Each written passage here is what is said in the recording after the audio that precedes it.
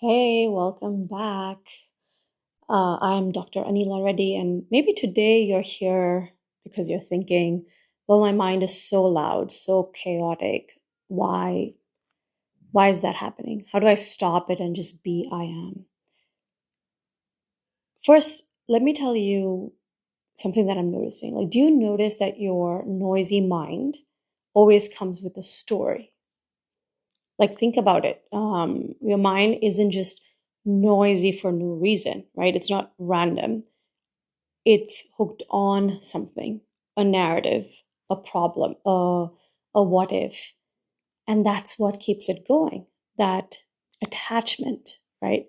It's like a TV that you have on and you don't know how to mute the volume, you don't know how to turn it off. And the program is playing nonstop and it's so noisy. And you're sitting there reacting to every twist and turn as if it's real. So if you're asking, like, well, why is your mind so loud? It's because over time, each of us have become attached to the story that it's telling. We've become entangled with the thoughts that pop up. And then you keep feeding them. And you keep feeding them, you're identifying with them. And I'm sure you've noticed this happening. So let's say your mind says, they shouldn't have said that to me. I think they're being really mean to me. And instead of letting it pass, instead of not judging it, you grab onto it, you label it, you replay it, you judge it, you try to avoid it, you argue with it, you add more layers, you try to be more spiritual with it. And then your mind says, well, what if I can't pay next month's rent, right? Again, instead of just noticing it as a thought, you spiral, you visualize like worst case scenarios. You create an entire movie in your head, and cool, you created that movie, but what happens usually, we are entrenched in that movie, we're entangled in it. So every time you attach to a story, you're giving it life because you're just fueling the noise, and the noise seems never ending. So your mind is noisy because you're mistaking the story for reality. And this is what happens when we feel identified as the character, the mistaken identity. But the story is not real. It's a thought, a bunch of words floating through awareness, through source, through I am. The real obstacle is not really the noisy mind. We unnecessarily bash it. It's our attachment to the noise. And then we feel like, okay, I need to turn off the noise because we think the noise is wrong. So how do you stop attaching or stop fueling the story? Here's something that you can even try out even right now, a few guided pauses. So just sit back and relax and take it in. So first, just notice if there's any noise right now. Notice your mind getting loud. And then I want you to pause, right? And ask yourself, what's the story here? Might as well see what the story is, right? What is my mind trying to make me believe? And you can even say that out loud. Like, for instance, okay, let's just say if your mind is saying, well, they don't really respect me, recognize that as a story, right? And then even declare it. Okay, my mind is saying that they don't respect me right now. If your mind is saying, well, what if I keep failing? See that it's just another narrative. Once again, just notice, okay, this mind is saying that what if I fail? You're not trying to stop the story. You're not trying to drop the story. You're just noticing it. And then ask, who am I without this story? even if I don't push it away, if I don't reference the story, who am I in this very instant? Notice what comes up. The answer, the words are not important, the experience is. Let's say another thought pops up. I'm not good enough. Oh, they don't care about me. They take advantage of me. And I'm like the second priority or the last on their list. Notice that and notice, okay, the mind is what is saying this. And then ask, okay, without this story, who am I in this second? What is left if I don't believe this thought in this very instance? Without going towards the story, all that's left is peace. It's this stillness, it's this unbothered I am that doesn't need fixing. And please don't worry if you're not feeling a specific feeling. I am doesn't need, like, recognizing you are I am doesn't need to be associated with a specific feeling. Just take it in. Your experience is your own. And where we sort of get stuck is your mind tells you a story and you think, I need to fix this. I need to figure it out. Oh, it's the character playing. I just need to observe the character and not get triggered as if, saying those words is going to make you feel better. Like, no. You have to experience it for yourself without making it another phrase in your mind.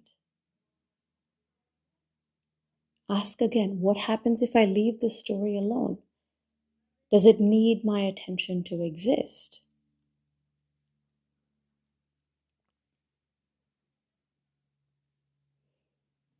Nine times out of 10, the story dissolves on its own when you stop feeding it.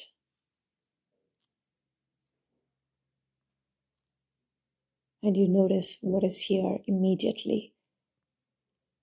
Notice nobody can take this away from you, not even me. Notice how we're not trying to force anything on you. And yeah, when the mind is noisy, it's easy to get lost in thoughts. But thoughts aren't reality. They're simply arisings in awareness. So first, just notice your breath. Once again, feel it moving in and out. Notice the sensations in your body, whatever is there. Even if it's a sensation of frustration or like, meh, whatever. Look around. See the room that you're in, the chair that you're sitting on. When you focus on what's real, what's here right this very second, meaning the awareness that has all of these different things, holding these different things. You're noticing this awareness. The noise starts to fade.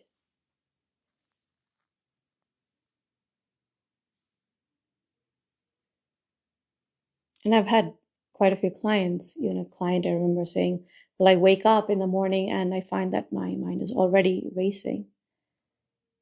And I go to bed and it's still going. And I just don't know how to make it stop.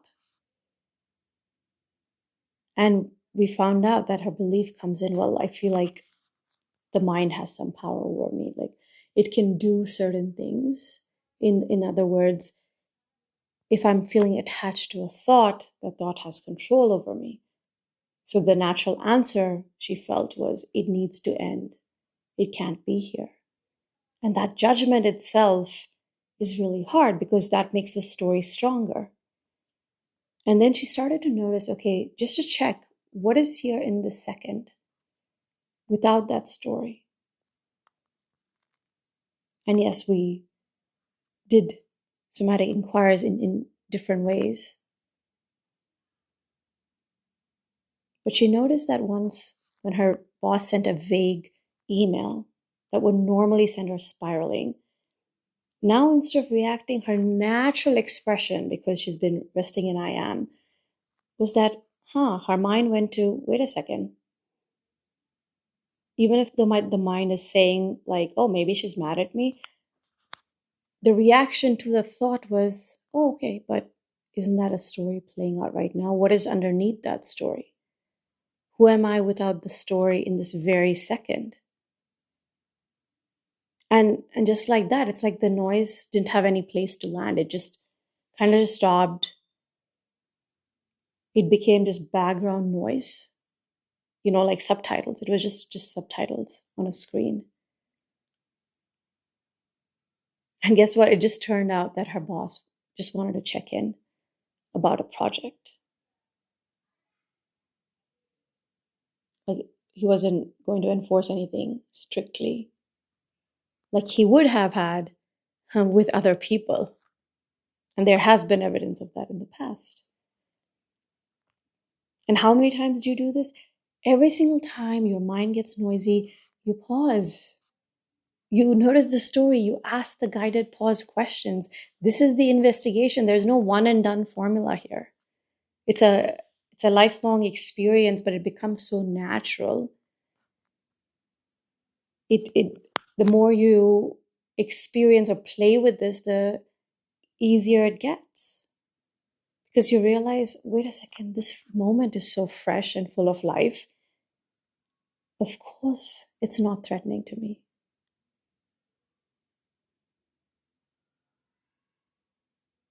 And yeah, your mind is noisy because you thought the story was real.